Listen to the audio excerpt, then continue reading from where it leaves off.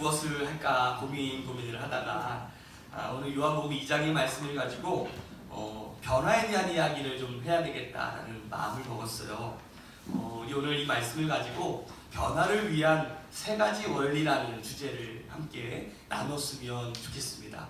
기도응답이 또 이루어졌네요. 갑자기 또 나오네요. 새해가 밝았습니다.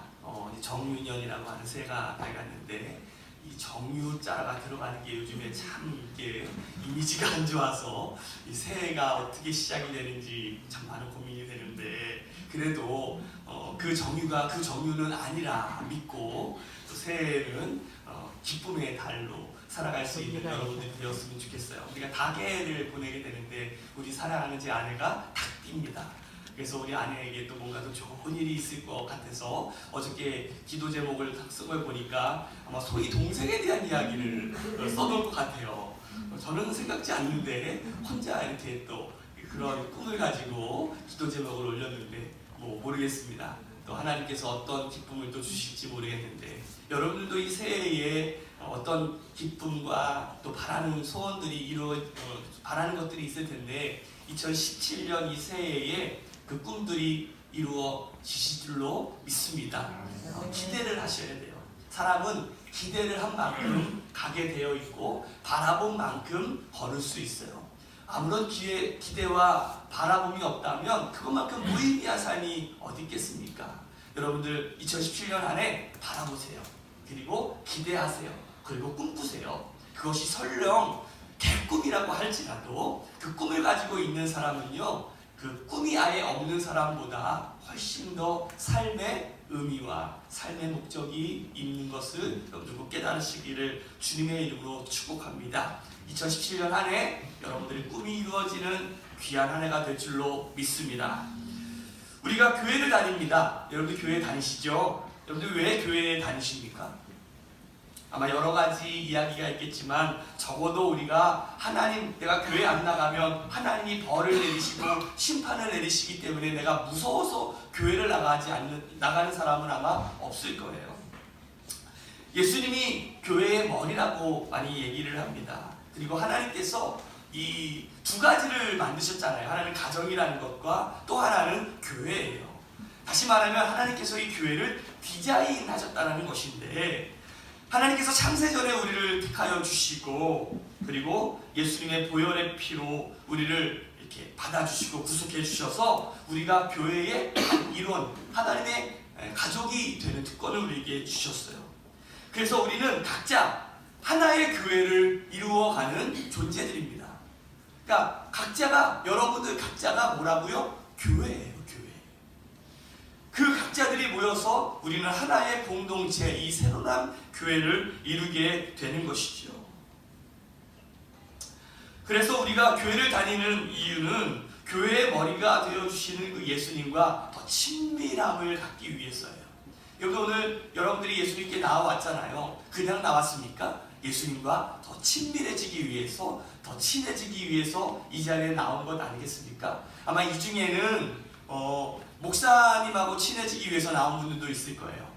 아니 혹시 이 중에는 지인의 강요로 인해서 교회에 나왔는지도 몰라요. 야, 내가 너 오늘 교회 나오면 내가 점심 사줄게.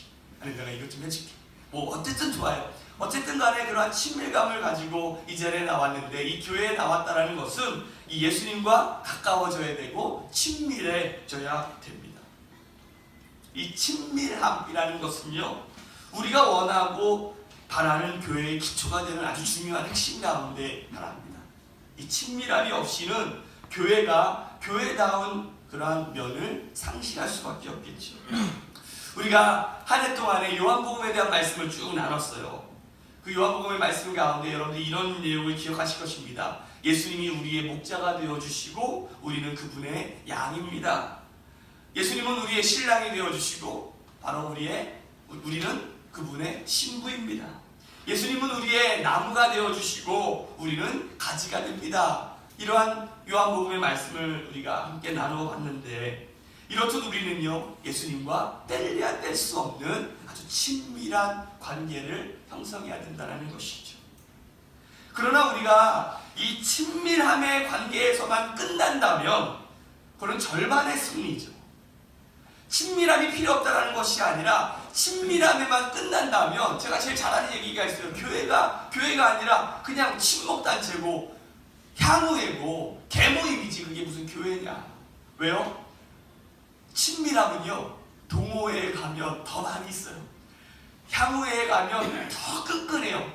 우리 강원도 사람들 모였어요. 얼마나 끈끈합니까? 우리 전라도 사람들 모였어요. 얼마나 좋습니까? 개모임, 그렇죠? 훨씬 더 잘 먹고 친밀한 관계를 유지하는 거 아니겠습니까? 우리가 친밀한 관계에서 변화의 단계로 우리가 이루어지지 않는다면 그것은 교회의 모습을 반만 이루고 있다는 것이죠. 저는 오늘 여러분들이 이 친밀함의 관계에서 이제 변화의 단계까지 나아갈 수 있는 믿음의 사람들 되시기를 주님의 이름으로 축복합니다. 참 신기하죠? 변화가 되기 위해서는 친밀해져야 돼요. 변화가 되기 위해서는 먼저 가까워져야 되는 거예요. 그런데 반드시 이 친밀함을 넘어서서 변화에까지 이르지 못한다면 우리는 진짜 그리스도인은 될 수가 없다는 사실이죠. 그러면 무엇이 우리를 변화시키게 할까요? 우리를 변화시키게 하는 것은요, 바로 예수님입니다. 오직 예수님을 통해서만 우리는 변화될 수 있습니다.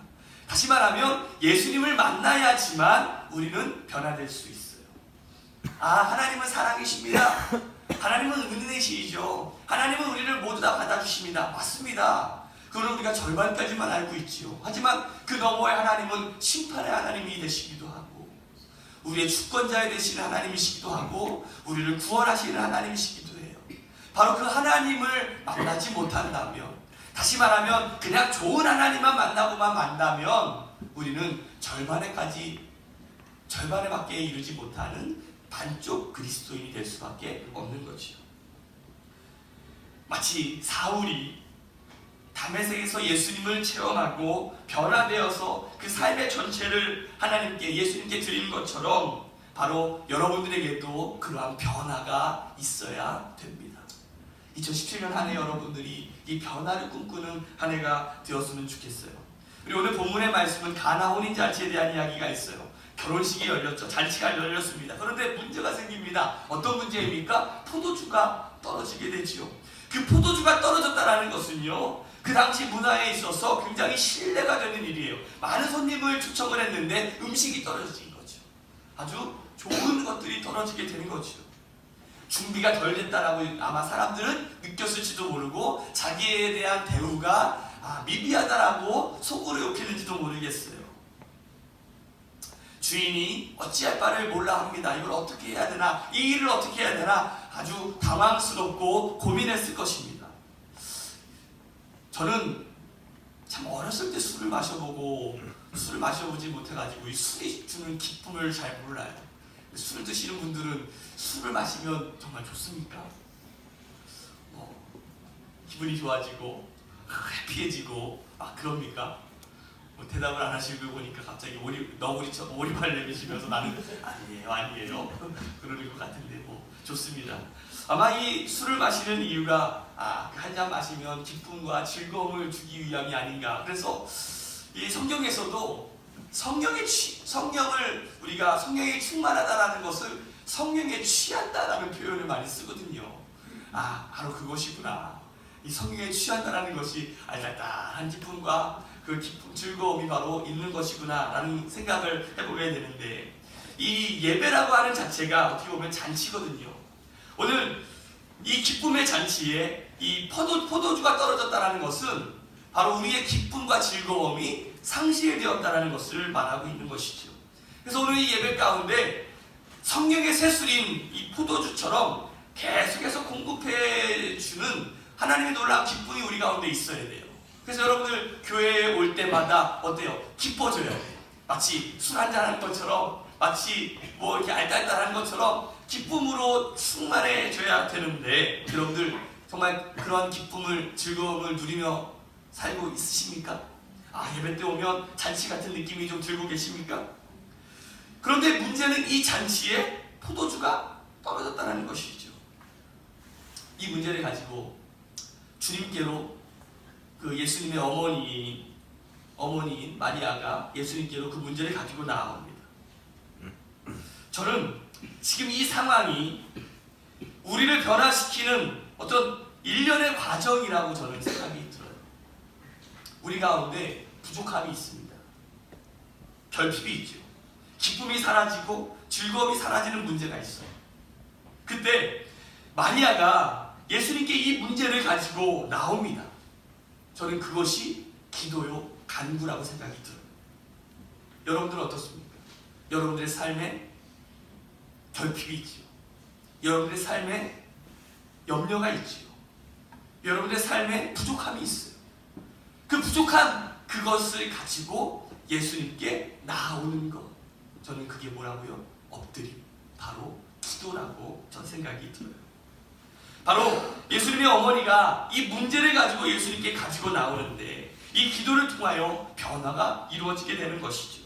아마 예수님의 어머니는 육신적인 그러한 포도주가 떨어졌다라고 말하고 있고, 바로 이 예수님은 그런 어린 양의 피라고 하는 아주 영적인 의미를 나누면서 서로에게 그런 관점의 차이, 그런 언어의 차이가 있긴 하지만, 그럼에도 불구하고 참 신기한 것은요, 지금 서로 동문서답하고 있는 거거든요. 그럼에도 불구하고 예수님은 그 육신의 문제를 외면하지 않으신다는 거예요. 제가 이 말씀을 묵상하면서 참 무릎을 쳤어요. 지금 이 예수님의 피, 바로 물이 포도주로 변하는 사실은 이 성만찬과 연결되는 아주 보혈과 구원의 사건인 아주 영적인 사건을 말하는 거 아니겠어요? 그런데 어머니는 단지 그냥 포도주가 떨어진 문제를 가지고 나온 거죠. 지극히 육신적인 문제였어요. 그럼에도 불구하고 예수님은 그 육신적인 문제에 외면하지 않으셨다는 거예요. 다시 말하면 현실적인 우리의 문제에 결코 외면하시지 않는 분이 바로 예수님이시라는 것이죠. 마태복음 7장 9절서부터 11절까지의 말씀을 보면, 너희 가운데서 아들이 빵을 달라고 하는데 돈을 줄 사람이 어디에 있으며 생선을 달라고 하는데 뱀을 줄 사람이 어디에 있겠느냐. 너희가 악해도 너희 자녀에게 좋은 것을 줄 줄 알거든 하물며 하늘에 계신 너희 아버지께서 구하는 자에게 좋은 것을 주시지 아니하겠느냐. 우리가 믿는 하나님이 바로 이런 하나님이에요.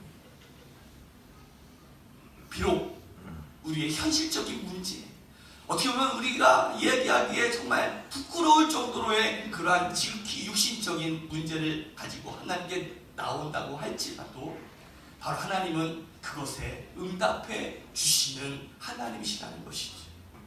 2017년 한 해 여러분들의 현실적인 문제, 나의 결핍, 나의 부족함, 나의 염려, 이 시간 하나님께 가져오시기를 주님의 이름으로 축복합니다.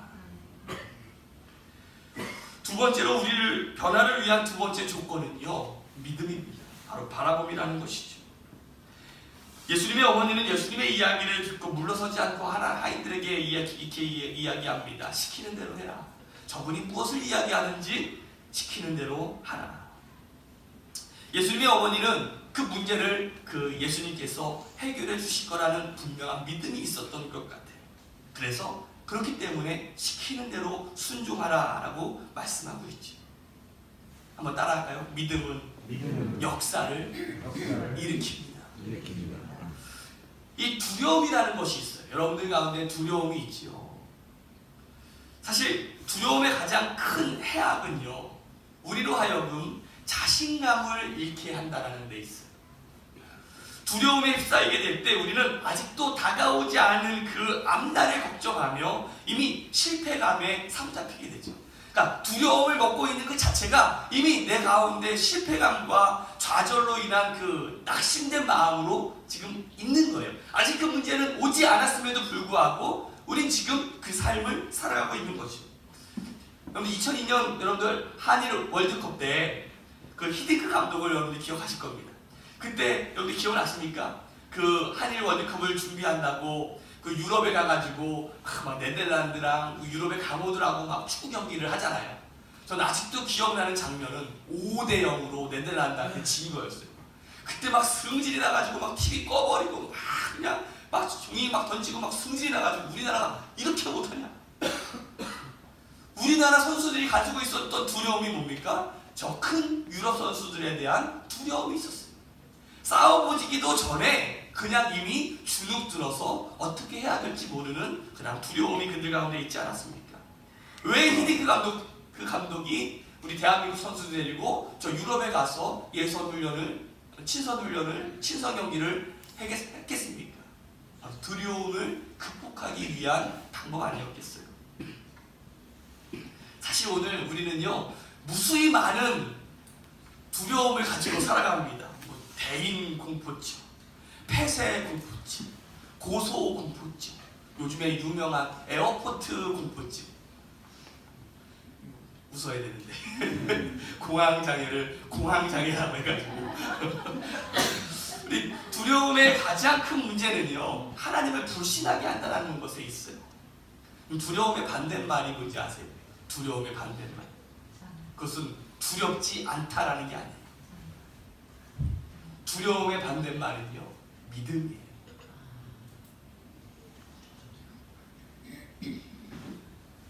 두렵지 않다가 아니라 믿음이라는 사실을 꼭 깨달으시기를 바랍니다. 시편 27편 1절의 말씀에 보면 다윗이 이런 고백을 하죠. 여호와는 나의 빛이요 나의 구원이시며 내가 누구를 두려워하리요. 여호와는 내 생명의 능력이시니 내가 누구를 무서워하리요. 저는 오늘 이 고백이 여러분들의 고백이 되었으면 좋겠어요. 여호와 하나님을 인정하는 자들에게 두려움이 없습니다. 우리가 하나님을 신뢰하지 못하게 될 때 우리는 환경과 다른 사람들의 평가를 두려워하게 돼 있죠. 그러나 우리가 믿는 하나님은요, 물을 포도주로 만드시는 하나님이시고 죽은 자를 살리시는 하나님이시고 없는 것을 무에서 유를 창조하시는 이 세상을 창조하신 하나님이십니다. 2017년 그 하나님을 바라보며 믿음이 생겨나는 한 해가 되시기를 주님의 이름으로 축복합니다. 우리가 변화를 일으키는 마지막 세 번째 조건은요, 순종이에요. 하인들이요, 예수님의 말씀에 따라서 물을 항아리에 가득 채우고 그 물을 그 연회장에다 가져다 줍니다. 그리고 그 순종의 결과로 물이 포도주로 변하는 일들이 나타나게 되죠. 순종이요, 어려워요. 우리는 말은 하는 건 참 쉽습니다. 내가 내일부터 열심히 하겠습니다. 근데 막상 내일이 되면 그 내 발과 내 손이 움직여요, 안 움직여요? 잘 안 움직여요. 순종은 행함인데 그 행동이 우리 가운데 나타나기가 쉽지가 않습니다. 제가 전에 이 순종에 대한 이야기를 하면서 이 모리아 산에 대한 이야기를 했던 적이 있는데 여러분 기억하십니까? 그 모리아 산은 순종의 산이라는 말씀을 좀 드렸었는데, 그 모리아 산은요, 어떤 일들이 일어났던 산입니까? 그 아브라함이 그 백세에 얻은 그 아들 이삭을 제물로 바치기 위해서 올라가는 산이 모리아 산이었어요. 그 모리아 산은요, 순종이 없이는 절대 올라갈 수 없는 산이었죠. 아마 내 생각과 내 경험과 판단과 지식만을 고수한다면 절대 오를 수 없는 산이 아마 이 모리아 산이 아니었을까라는 생각이 들어요. 왜? 하나님의 명령에는, 내 기준에는 그것이 너무나 불합리한 일이기 때문에 그런 건 아니겠습니까? 말도 안 되는 명령을 내리시는 것에 내 지식과 내 판단이 절대 일치가 되지 않기 때문에 절대 그렇게 할 수 없습니다라고 말하는 거 아니겠어요? 그렇다면 하나님은 항상 우리에게 불합리한 명령만 내리시는 분이십니까? 말도 안 되는 명령만 내리시는 분이 하나님이십니까? 아니에요. 절대 그렇지 않아요. 그러나 간혹 우리에게 물을 때가 있어요. 우리에게 요구할 때가 있어요. 그것은요, 우리를 패망하기 위해서, 우리를 심판하시기 위해서가 아니라 우리를 시험하시기 위해서라는 사실이죠. 하나님은 우리를 사랑하십니다. 그럼에도 불구하고 이런 정말 우리의 생각과 우리의 기준으로 말도 안 되는 명령을 내리시는 그 이유는요, 우리를 자라게 하기 위해서예요. 시험은요, 또 다른 기회고요, 또 다른 하나님을 발견할 수 있는 그러한 믿음을 갖게 되는 시간입니다. 근데 어미 독수리가 새끼 독수리를 기를 때에 처음에는요 이것저것 다 해줍니다. 먹이도 잡아다 주고 따뜻하게 보호도 해주고 다른 동물로부터 보호를 해주는 일을 하게 됩니다. 그러나 시간이 지나게 돼서 혼자 날 수 있을 때가 되면 가차없이 새끼 독수리를 산꼭대기로 올라가서 떨어뜨립니다. 왜 떨어뜨립니까? 미워서요? 너 죽이려고? 이전 네가 알아서 살아라 이거예요? 아닙니다. 진짜 독수리를 만들기 위해서예요. 진짜 독수리가 되어야 되는 거예요.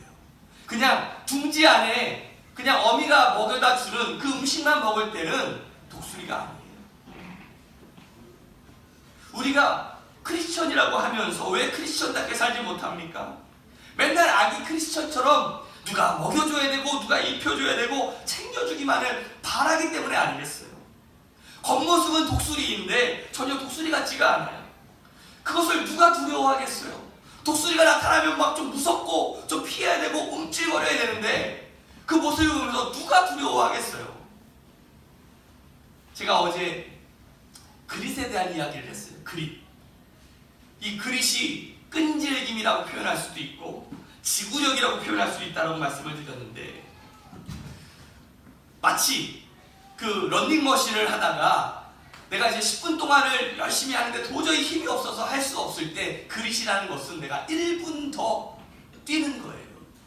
그리고 아령 20kg짜리를 내가 10개밖에 들 수 없을 때 내가 한 번을 더 드는 것을 그릿이라고 표현한다면 바로 그러한 그릿이 있는 삶을 살아갈 때 우리는 진짜 크리스천 독수리가 될 수 있는 거죠. 우리가 하나님을 표현할 때 이런 얘기 많이 하잖아요. 제가 어저께 기도할 때도 에베네셀에 여러분들이 지켜주셨던 에베네셀의 하나님, 에베네셀의 하나님이 뭡니까? 지금까지 지켜주신 분, 임마누엘의 하나님, 지금 우리와 함께 해주시는 분, 그리고 2017년도에는 여호와 이레의 하나님이 함께 하시기를 기도합니다 라고 많은 얘기를 했었는데 여호와 이레라는 게 뭡니까? 하나님께서 준비해 주신다는 것이죠.